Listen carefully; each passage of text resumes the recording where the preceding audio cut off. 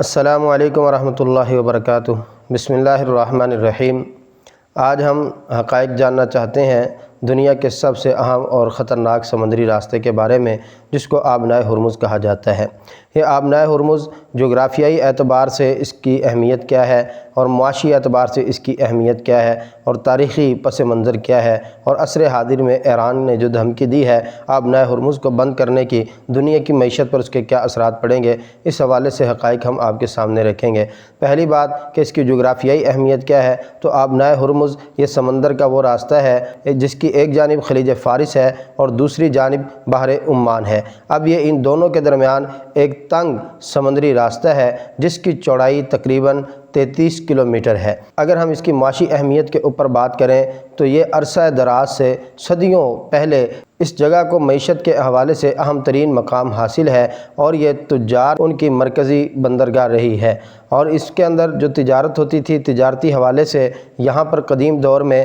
مسالے، کپڑے، ریشم، موتی اور دیگر قیمتی اشیاء افریقہ اور یورپ کو بھیجی جاتی تھیں۔ صدیوں سے عرب، ایرانی، ہندوستانی تاجروں کی یہ جگہ گزرگاہ رہی ہے۔ اور اگر ہم بات کریں اسلامی ادوار کی، تو اسلامی ادوار اور اس کے بعد 3 حصوں کے اندر اس کو تقسیم کیا جاتا ہے۔ جہاں تک اسلامی انقلاب کی بات ہے، جب اسلام ان علاقوں کے اندر آیا، مسلم ریاستیں قائم ہوئی، تو وہ بنو امیہ کی ریاست ہو یا بنو عباس کی ہو یا خلافت عثمانیہ ہو، یہ کے بعد دیگر تمام اسلامی حکمرانوں کا، اسلامی خلافتوں کا قبضہ اور کنٹرول اس جگہ کے اوپر رہا۔ بالخصوص عرب مسلمانوں کے باہری بیڑے جو ہیں وہ اسی راستے سے ہندوستان، مشرقی افریقہ اور چین کی طرف جاتے تھے۔ اس کے بعد پرتگالی دور آیا۔ پرتگال کے رہنے والے اسپین سے الگ ہوئے، اور اس نے 15ویں صدی میں اپنی بحری قوت کا لوہا منوایا اور دنیا کے مختلف علاقوں میں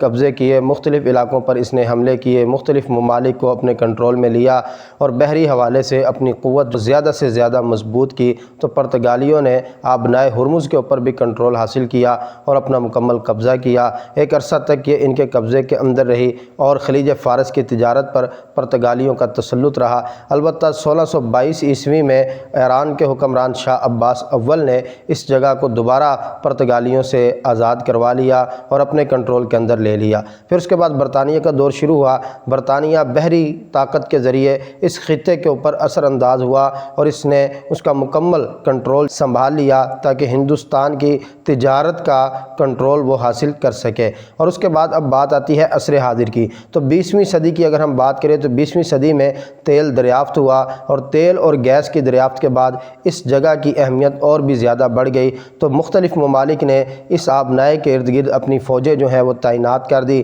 جس میں امریکہ، برطانیہ اور اسی طرح ایران اور عرب ممالک، ان کی فوجیں ہر وقت یہاں پر موجود رہتی ہیں۔ تو اب ان سارے ممالک نے اپنی فوجی قوتوں کو بھی، بحری جو فوجیں ہیں ان کو یہاں پر تعینات کر دیا، کیونکہ دنیا میں جتنا بھی تیل سپلائی ہوتا ہے اس کا 20% حصہ یہاں سے گزرتا ہے، اور جس سے فائدہ اٹھانے والے ممالک میں دنیا کی ابھرتی ہوئی بڑی معیشت چائنا بھی ہے، اور اسی طرح امریکہ ہے، اور اس کے ساتھ ساتھ برطانیہ ہے، اور دیگر ممالک ہیں، اس میں ایران، پاکستان اور دیگر ممالک ہیں جو وہاں سے فائدہ اٹھاتے ہیں۔ تیسرا دور برطانیہ کا دور ہے۔ برطانیہ نے باہری طاقت کے ذریعے اس خطے پر اثر و رسوخ قائم کیا تاکہ ہندوستان کی تجارت کو کنٹرول کر سکے۔ اور پھر اس کے بعد 20ویں صدی میں ہم دیکھیں تو جب تیل دریافت ہوا، اس جگہ کی، اس خطے کی اہمیت اور بھی زیادہ بڑھ گئی۔ اس آبنائے کے اوپر مختلف ممالک نے چاہا کہ اس کا کنٹرول ہو اور ان کا قبضہ رہے، اور اسی حوالے سے انہوں نے اپنی فورسز ہیں ان کو اس علاقے میں تعینات کیا۔ امریکہ، برطانیہ، فرانس اور دیگر یورپی یونین کے جو ممالک ہیں ان کی افواج ہر وقت یہاں پر تعینات رہتی ہیں۔ ایران کی افواج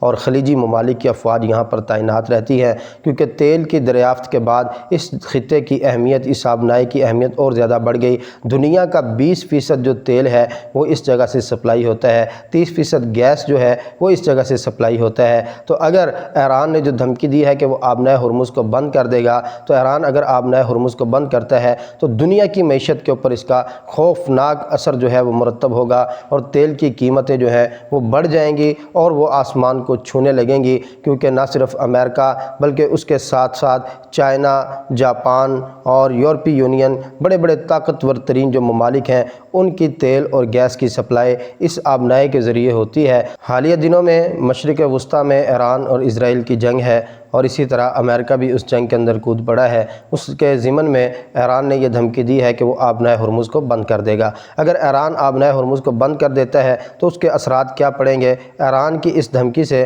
عالمی مارکیٹ میں تیل مہنگا ہوگا، عالمی معیشت کے اوپر اس کے گہرے اثرات پڑیں گے، اور سپر پاورز کی جنگ کا خدشہ جو ہے وہ بڑھ جائے گا، اور مشرق وسطیٰ میں سیاسی کشیدگی جو ہے وہ مزید بڑھے گی، اور دنیا کی معیشت کی یہ جگہ شاہرگ ہے، تو اگر شاہرگ بند ہوگی تو دنیا کی معیشت میں ایک بھونچال آ جائے گا۔ لہٰذا اس سے پہلے کہ یہ معاشی بھونچال آئے اور جس سے ساری دنیا کے ممالک اور پوری دنیا میں بسنے والے افراد متاثر ہوں، اس سے پہلے ان جنگوں کا کنٹرول کرنا ضروری ہے، اور یہ کنٹرول اسی وقت ممکن ہوگا، ہم پھر اپنی اس بات کو دہرائیں گے کہ جب مشرق وسطیٰ سے جو غیر ملکی طاقتیں ہیں، وہ ممالک ہیں، وہ یورپی یونین ہو، امریکہ ہو، وہ برطانیہ ہو یا وہ فرانس ہو، ان سب کو مشرق وسطیٰ سے نکل جانا چاہیے، اور تمام ممالک کو آزادانہ طور پر سیاسی اعتبار سے، معاشی اعتبار سے اپنے فیصلے کرنے کا اختیار دیا جانا چاہیے۔